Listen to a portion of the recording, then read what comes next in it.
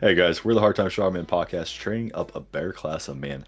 And today, our episode is 2 is 1, 1 is none. But first, some housekeeping. A big shout out to our patrons Sven, Brandon, Ethan. Thank y'all for keeping the lights on. Y'all stick around for the post show. But guys, the episode today is 2 is 1, 1 is none. The episode is on redundancy. So, setting up redundancy systems in your kit. So specifically, we'll talk about the hows, wheres, and whys to set up redundancies in your preps. Yeah. So obviously, in the Army, we were always taught about redundancies. The phrase was always that, two is one, one is none. Uh, with that being that, like, if you have one, and you lose that, you're done. But if you have two and you lose one, you still have one. You're good. Something somehow is gonna go wrong. So only having one option for a lot of your systems is just it's poor planning. It's It's the definitely poor wrong way planning. to do things. Yeah, exactly. So when we say this, we mean that you should have and keep spares. And, if possible, your gear should have multiple uses.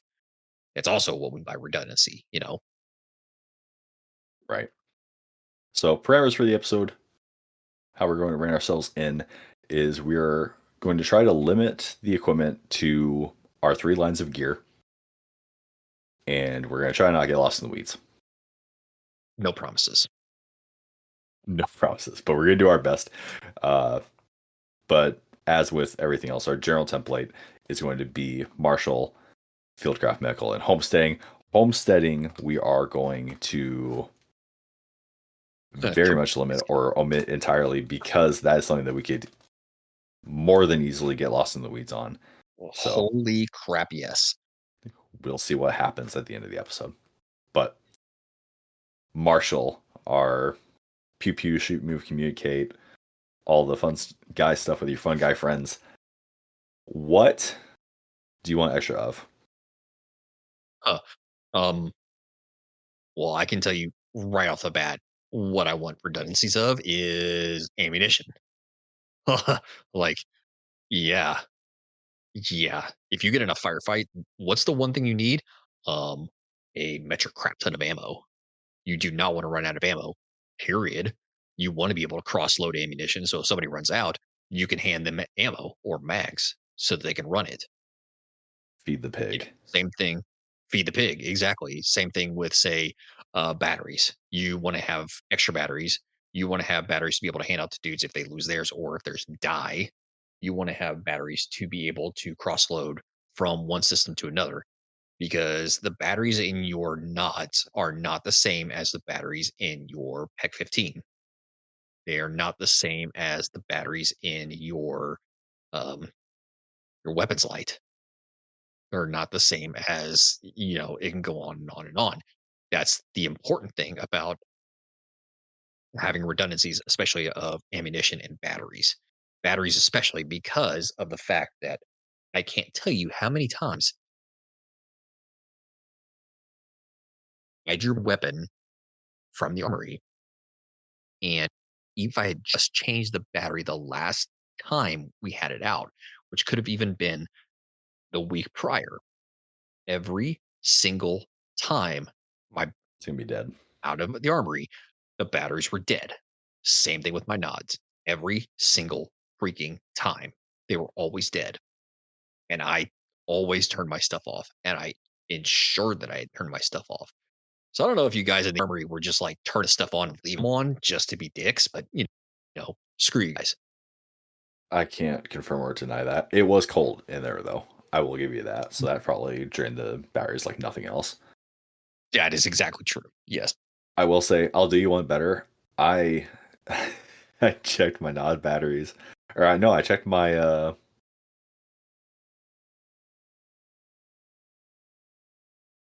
PEC 15 battery. I checked my PEC 15 battery before when I got my rifle from the armory. Mhm. It was dead by the time I got to the striker. To the purple. Isn't it great? And That's then why I got smoked for it. I was like, I checked it though. It's like, no, dude, just change them out. Every time that you put it away, just change the stupid thing. Like, well, I actually got to the point of I learned after the first time, I just removed the battery every time. I removed the battery and took it with me. yep. And every time I didn't, it was always dead the next time. So I learned that you can memorize what batteries go with what and buy extras and just store them. So I always had batteries for everything, extras stored in my barracks room. So if I knew we were You know what going I wish that we had? What what do you call it? The battery daddy or battery chassis? daddy. Dude, Yeah, I battery wish daddy. we had that. I would Oh, use dude. the hell out of that thing. That thing was money. Yeah. Dude, Golly. I use that thing almost every single day. Yeah. It's why the amount of Oh, battery, especially during Christmas. Oh my let god. let this serve as your reminder for all the guys that have, like mounted weapon lights or lasers or whatever else that you put on your duty or your carry pistol and then you never checked it again. You should change your battery. Yeah. Now it's January, start of the new year. Just change your battery. Um, you're welcome. We should put in the battery daddy into our our Amazon store. Oh, dude, if you could get a sponsorship, go for it. Send it. Uh, I'll see what I can do. Just slow saying daddy on the air. I'll throw in for carrying extra of cordage and socks. Oh So yes. cordage, you will always need to tie something down. You'll always need to secure something. Something's going to break. Something's going to be flopping around, or you're going to want to make sure that everything's secure. More cordage.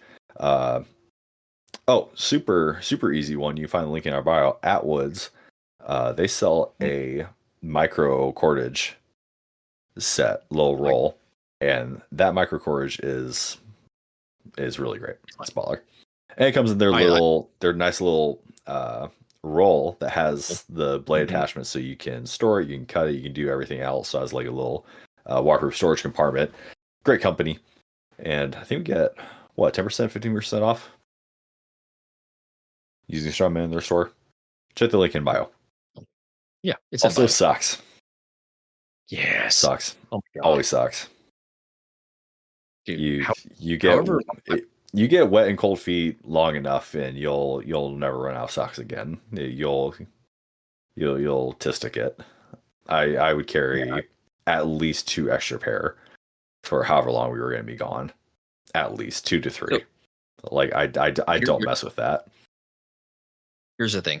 I always took however long we were going to be gone, how many days, and how many days times I would actually change my socks during that time. I would multiply that by two, and that's how many socks I would take with me Yep. because quite literally stuff happens. Like Oh I yeah. specifically remember the mission you guys did. You guys jumped out of the Blackhawks into rice patties and That immediately was sank. miserable. Down to my freaking knees. That is, Like I that is threw the myself very back down and it disappeared. that is the very reason why I carry extra boots in my ruck and extra socks for that reason alone. Because you never know what you're going to get into, so you might as well have extras. Yep. Yep. Freaking miserable. Miserable day. Mhm. Uh No, multi-use. multi-use. So So part of that redundancy is being able to have carry use kit that can be used for multiple things so you can kind of fill those gaps in. So what were your more multi-use type piece of equipment? so my multi-use equipment is number one 5B cord. Like there there is a laundry list, like an absolute laundry list. Your imagination is your limit with 550 cord on everything you use. You could be banging down tarps to create shelters. You could be tying bundles of sticks together. You could be using 550 cord as replacement shoestrings or boot strings. Yeah, I would say knife. knife. Yes. Oh my god. Yes. your knife. Yeah, I always had two. I had just my normal pocket knife. I also had my field knife that I had. I had what was it called? A Gerber strong arm, which is a good general field knife. You can use those things for freaking everything. Take care of it, it'll take care of you. Um, and of course, multi tool, Gerber. Those things are the freaking bomb. Like, Oh, got one for you. Our tomahawks. mm, yeah, So not only can you dismember or behead someone with it, you can use it to split wood. scalp somebody. You scalp somebody. You can use it to hammer nails. Um, like yeah, it's a hammer. It's a knife. It's cleaver. It's an executor's weapon. Well, you have to think anything that you can use a bladed tool for. Correct. So you know, uh, what animal harvesting, plant Mm. harvesting, building, cutting, chopping, scraping, whatever, right? The reason why I like the tomahawk so much is that you know the weight distribution. I like it a lot more, and the fact that you can break it down is Mhm. is really big. So and the field serviceability of it, right? So if you know, I suck somehow and I break my handle, then I can feasibly go out and make another one.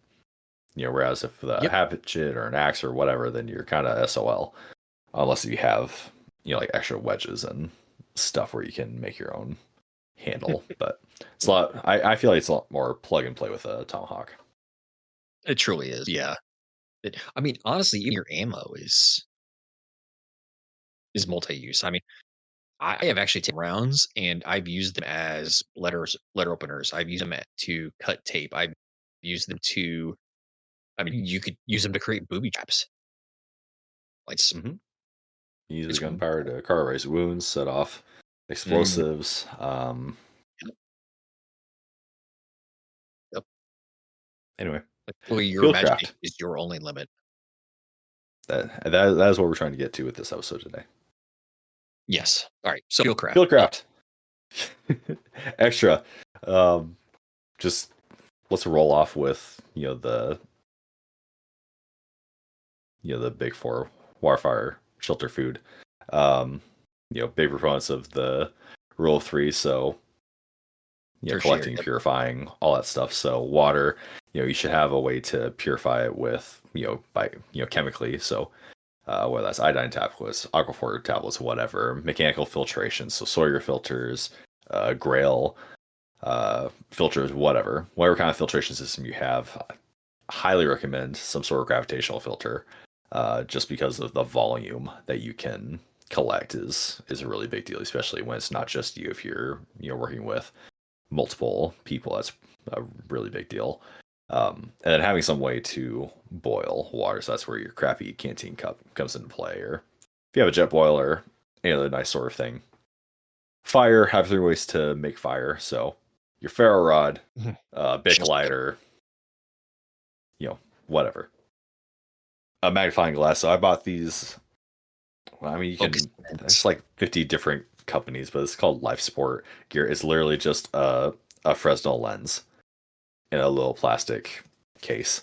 But with good lighting, you can direct the sun and you can heat up your dinner enough to make fire. So many options. We recommend having at least 3 on your person at any given time. So for me, uh, my fire kit is in my kit bag, my chest bag, just all the time because I never take that off when I'm in Yep. the field, unless I'm sleeping. You know, super easy. I keep my Aquaphor tablets next to my canteens. I keep my canteen cup in my pack. Um, as far as food, that's where it gets a little trickier, right? So sourcing food, that's more of a knowledge game, right? So foraging, especially plants, that's just you need to know your area down to a T because you don't want to mess with like poisonous subspecies or any of that stuff. So if you're comfortable with that, go ahead and do it. If not, I wouldn't.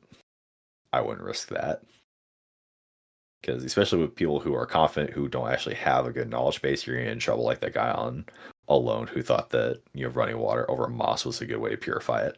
You're gonna have a bad time. An idiot. What an idiot. Well, Otherwise, the food.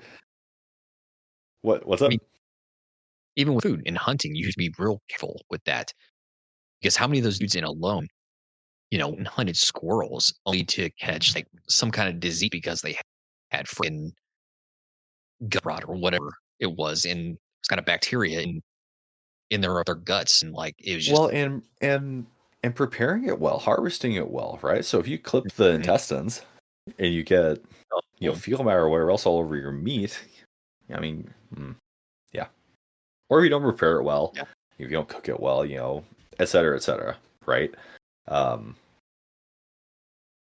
but also, I typically keep like tuna or what else do I keep in there for food?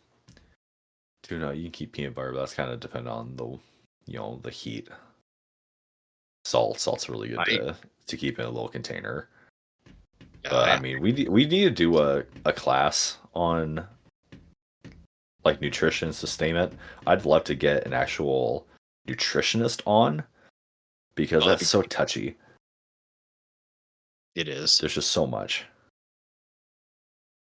Well, it'd be great if we could find one that essentially had focus on, say, like an operational environment or like the field environment. Like Because field I mean, use. Yeah. yeah, Like a that'd be search and rescue type. That'd be legit. mhm, If y'all know anybody, let us know because we'd love to have them on the show. Just for absolutely. selfishly, just so I can learn. But Yeah. Right. now, continuing on, what else do we have for extras or redundancies in Fieldcraft? Sorry. So, as far as like extra scope redundancies, I would say um, with Fieldcraft, I know I mentioned it before, like your rope or cordage, like 550 cord, especially in a Fieldcraft environment, is multi-use over and over again. Have a crap ton of 550 cord rope because there's no end to the uses on this. Whether it could be stringing up a game to you while you're like filtering it, cleaning it, like or uh, creating your shelter, whether it be with a tarp or with logs, like lashing logs together. There is just no end to usage of 554, whether it be for martial fieldcraft, medical, or even um, homesteading. Like you can't have it at 554 in my opinion. It's absolutely necessity in it. Absolute necessity.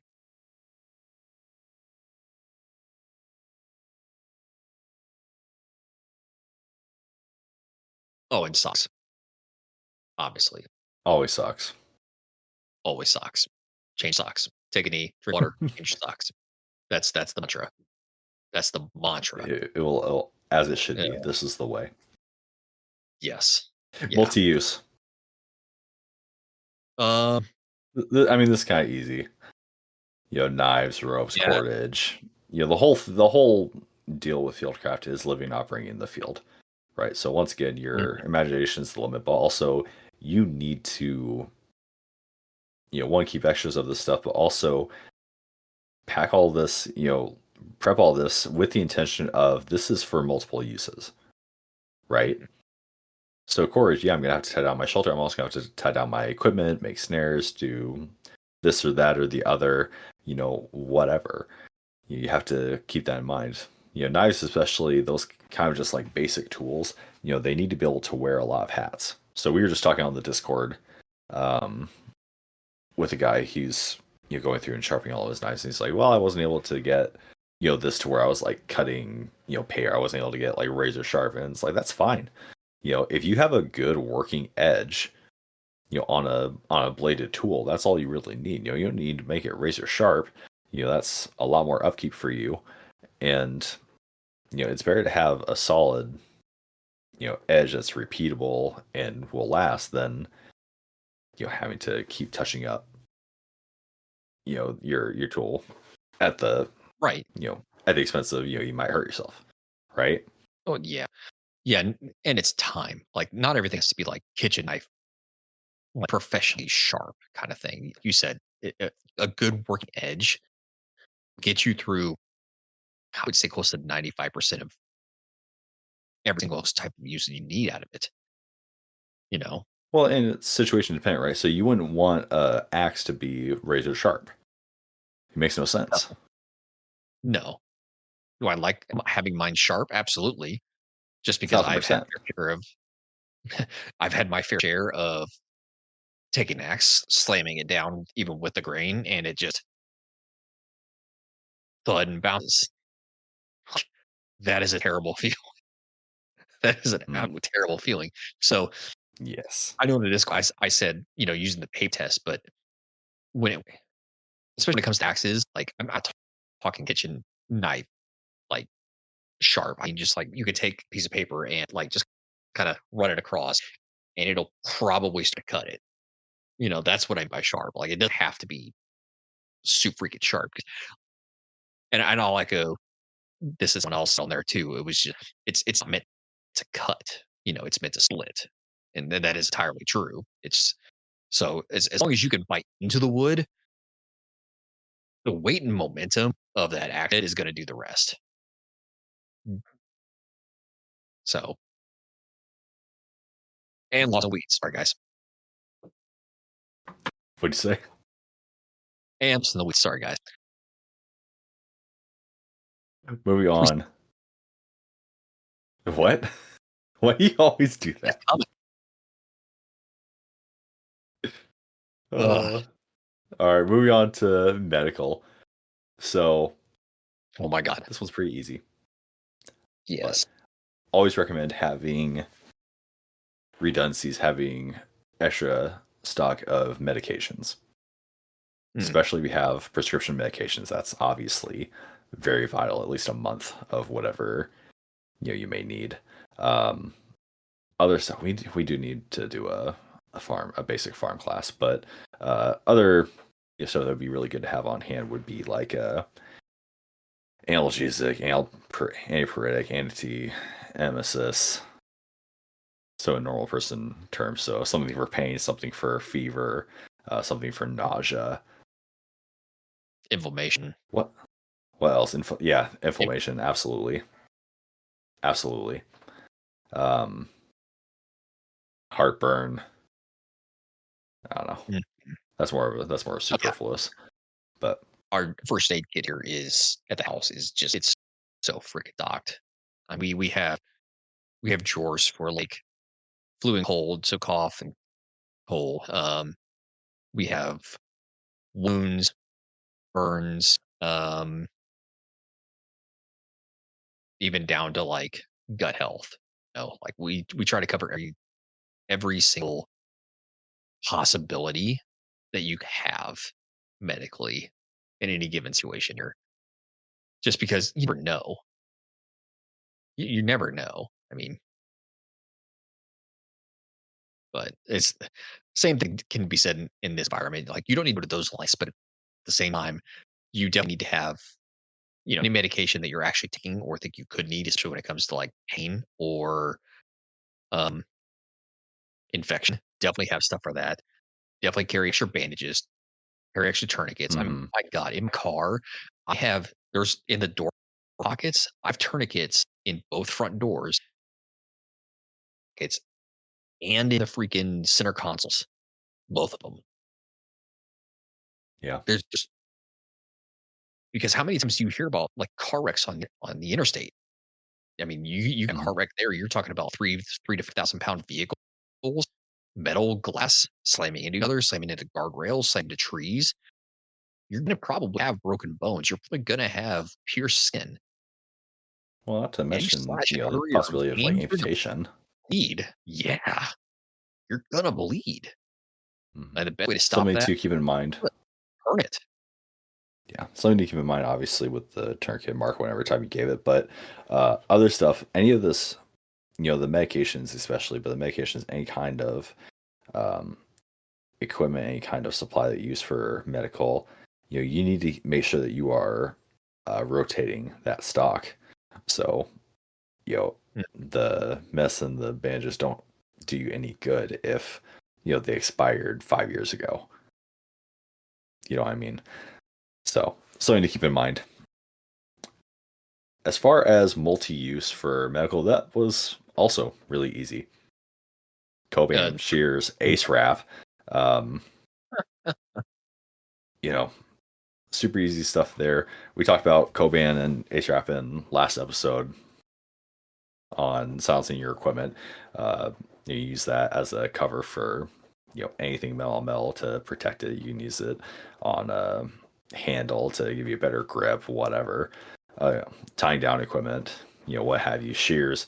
I always keep shears in my kit, not just for cutting clothing, but for cutting cordage, zip ties, whatever. Processing food. I mean, super easy. those shears are Sky's the awesome. limit. Those shears will cut through damn near anything. Yeah, I remember I was like, they can't be that good. And then I cut through an old hat. I was like, oh, Yeah. crap. That's actually pretty nice. Well, I even did an experiment and I bought a cheap pair off of Amazon. Dude, those things will, like, even when they're cheap, they will still cut through freaking almost anything. It is amazing. Yeah, crazy. Did you have anything else for medical for multi use?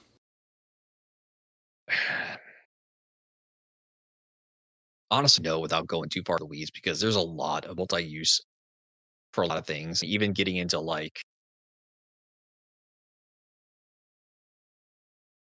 herbal remedies, that's when I would get into just the absolute weeds because there's so many plants you could have multiple uses for, you know, as far as like cures for things. But I'm gonna try not to. All right. Then the last one we had, we didn't even make any notes for because we knew we would dive off the deep end, Oh, but homesteading. there's What did there's no way. what did you want to talk about with homesteading? Because I wanted to stay away from it, but you said we needed to mention it. So yeah, I really just wanted us to mention setting just because there's so many things, even just in the house when it comes to repairs, that you do need some just in case. Because I mean, I can tell you how many times I've had to like rewire something, and I've needed say some kind of connectors, like there be like heat sealing or heat shrinking, just to be able to keep those connections together. I've had to rewire so many things because of that. There's no reason not to have that. And as far as like multiple uses go, I bought a vise. I've used that vise in so many different applications, between sharpening blades, between um, gunsmithing, between just repairing simple things around the house that need to be like held into place so I can run them. Like all my tools I use, all the supplies have multi-use. That's what I mean. Like homesteading is just an absolute freaking is the weeds. It is the weeds. Period. Yeah. That's why I didn't want to really get into it. But yes, when it comes to homesteading, have primaries, have secondary, hell, I have was say tertiary. I feel like homesteading is mostly adapting to It what you is. have, It is. reusing. Absolutely is. Just nothing is wasted with Yeah. homesteading. You can use anything, right? I don't know if you can see them in the background, but I still have wood left over Nice. from when I those garden beds at their house. Yeah. Probably gonna end up making another garden bed with what's left over. Yeah, you keep it. There's a 4x4 that I have there that I had for I can't even remember what use of the other house, but I came here and I cut off pieces for that and ended up using them as um cross member legs for a Hmm. bit that had broken off. Like, Yeah, I see now it's why there. Use it. my grandfather had just had so much crap laying around because at some point it's going to have a use. Now, I figure granted, out you don't why have to Granddad had 6 coffee tins worth of screws and nails and staples. okay, staples I don't get, but nails I get. As much as I've actually used nails, especially to hang stuff. I've Okay, mainly I used I screws, honestly. really Yeah, I've hung interesting. out there a lot more. Yeah. Hmm. Hey, Hazel, guys, that Anyway, is all we had for 2 is 1 is none. Let us know in the comments what you thought. Let us know what we missed or what you are able to, use, adapt, revisit, what have you for any of these. We love to learn. We love to get that information out there.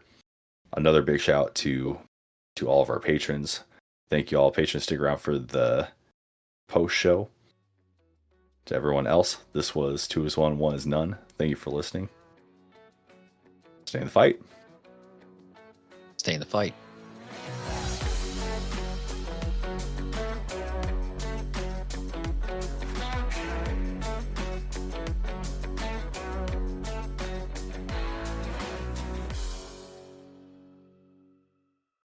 Hey guys, this is 6 and 7 with the Hard Time Strongman podcast. Wanted to take a second to do a mental health check-in and to tell you all about the 988 Crisis Lifeline. So, the 988 Lifeline is a national network of local crisis centers that provides free and confidential emotional support to people in suicidal crisis or emotional distress 24 hours a day, 7 days a week in the United States. You can reach the Lifeline at 988lifeline.org, or you can call or text 988 to get help, to get someone real on the phone. Every struggle is different. Every struggle is hard, but you are not alone in whatever you're going through. As someone who has used the 988 crisis line, I fully recommend that if you're feeling any of those feelings of depression, suicide, hopelessness, get in touch with them immediately. They will help you. They will listen to you. Once again, guys, you can reach the Lifeline at 988lifeline.org, or you can call or text them at 988. As always, guys, stay in the fight. Stay in the fight.